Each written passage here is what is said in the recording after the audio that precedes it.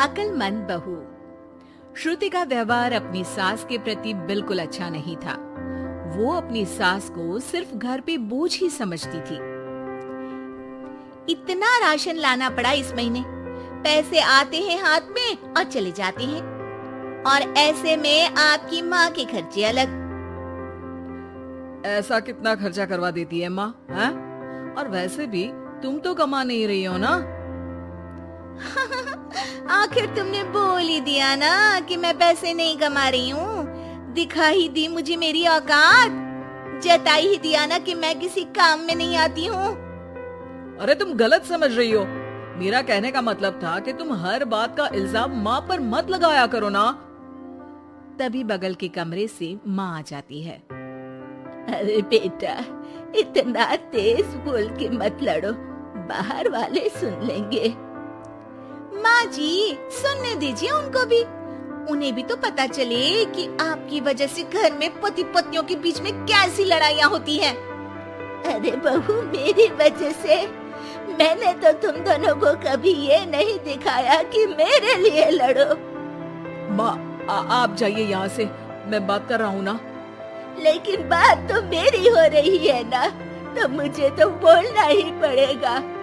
बताओ बहू, क्या दिक्कत है तुम्हें मुझसे? अरे घर छोटा है, जगह कम है, यश की तनख्वाह भी तो लाखों में नहीं है। अब आपका एक्स्ट्रा खर्चा उठाना मुश्किल हो रहा है माँ जी। आप यश के छोटे भाई के यहाँ चले जाइए ना कुछ महीने। एक्स्ट्रा खर्चा? अरे माँ है मेरी, हमने किसी को पनाह थोड़ी ना दी है। एक्स्ट्रा खर्चा क्या होता है? जब हमको चाइनीज खाना होता है तो माँ के लिए भी सूप मंगवाना पड़ता है, ये एक्स्ट्रा खर्चा है। घर की ईएमआई के साथ माँ की दवाई की भी चिंता करनी पड़ती है, ये भी एक्स्ट्रा खर्चा है। माँ को रोज कोई ना कोई बीमारी होती रहती है। इसी डर से हम कार नहीं खरीद रहे कि हॉस्पिटल में पैसे लग गए तो कहाँ से आएंगे। और खाने पीने कपड़े इधर उधर के खर्चे तो जोड़ भी नहीं रही हूँ मैं। अरे ये सब तो मैंने यश के लिए भी किया है। मैंने तो ऐसे उंगलियों पे हिसाब नहीं रखा। लो, आपने भी जता दिया ना। अरे आप थोड़े दिन किसी रिश्तेदार के यहाँ क्यों नहीं चली जाती? खर्चा भी बचेगा और घर में शांति भी रहेगी। यश श्रुति की ये बात सुन के गुस्से से आग बबूला हो जाता है। चुप हो जाओ श्रुति, बहुत हो गया तुम्हारा। मेरी माँ है वो, और उनका अधिकार इस घर पे हम दोनों से भी ज्यादा है। और खर्चे बचाने की इतनी ही पड़ी है तो तुम खुद क्यों नहीं चली जाती अपने मायके? घर में शांति तो तुम्हारे जाने से भी हो सकती है। श्रुति ने ये नहीं सोचा था कि यश कभी उससे इतनी तेज आवाज में इस तरह से बात करेगा। अपनी सास के सामने यश ने उससे इतनी बेरुखी से बर्ताव किया कि श्रुति ने सोच लिया कि वो अब अपने मायके चली ही जाएगी। अगले दिन जब यश ऑफिस गया हुआ था, उस वक्त श्रुति वहां से मायके चली गई। माँ, कैसी हो? अरे बहू के राज में जी रही हूँ बेटा, अच्छी हूँ। तू बता, अचानक कैसे आ गई? अरे सास से खिटपिट हो गई। मैं थोड़ी देर वहाँ नहीं रहूंगी घर में तो अकल ठिकाने पे आ जाएगी उनकी। हाँ हाँ, जितना रुकना है रुको, आप ही का तो घर है। अरे भाभी कैसी हो? दिखी ही नहीं तब से। आपकी माँ के लिए दवाई खरीदनी थी तो लेने गई थी। माँ, तबीयत ठीक नहीं है क्या? अरे बेटा, बुढ़ापा है, बीमारी तो आनी ही है। अरे पर आप तो एकदम तंदुरुस्त रहती थी, आपको कैसे कुछ हो सकता है? आप खुश तो हो ना माँ? ये क्या बात हुई? खुशी तो रखते हैं, कोई रुलाते थोड़ी ना है आपकी माँ को। हाँ बेटा, खुश ही हूँ। माँ ये कहते हुए जरा भी खुश नहीं थी।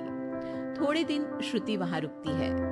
एक दिन जब वो अपने भाई के साथ बाहर से कुछ सामान लेकर कार में आ रही होती है, तभी भाई पूछता है, कब जाने का प्लान है?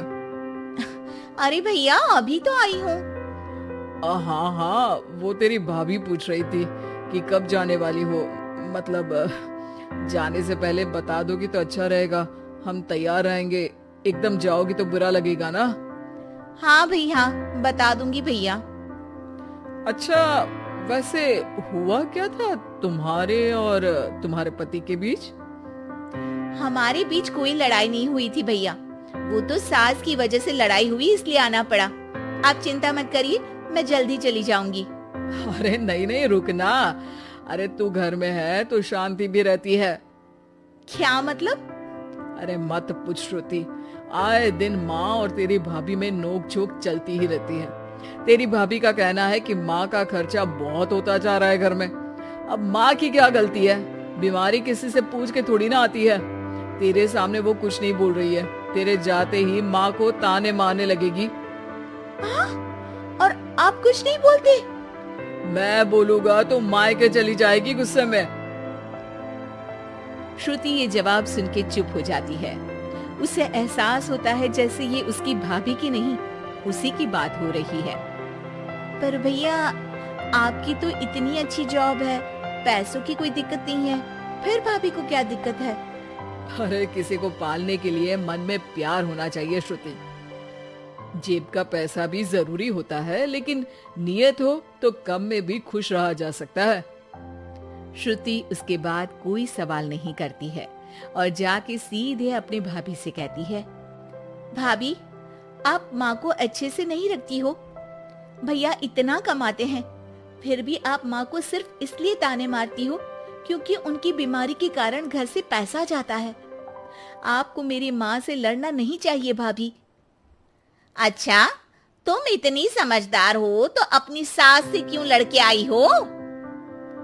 श्रुति की आंखों के सामने वो सारे पल आ जाते हैं जब जब उसने अपनी सास को परेशान किया। वो उसी वक्त अपना सामान पैक करती है और जाने लगती है। अरे तू तो रुकने वाली थी ना श्रुति? जाना पड़ेगा, सासू माँ बीमार रहती है, उनका ध्यान रखूंगी माँ। अरे पर तू तो उनसे लड़के आई है ना। माँ, मैं ये सोच के आई थी कि मेरे बिना उनकी अकल ठिकाने आ जाएगी पर मेरी ही अकल ठिकाने आ गई, और मैं अपनी सास का ध्यान रखूंगी तभी तो अपनी भाभी को ये बोल पाऊंगी कि वो भी अपनी सास का ध्यान रखा करे। श्रुति को कोई नहीं रोकता, वो वापस अपनी सास के पास चली जाती है। अब श्रुति और उसकी सास कम चीजों में ही ज्यादा खुशी के साथ रहने लगते हैं।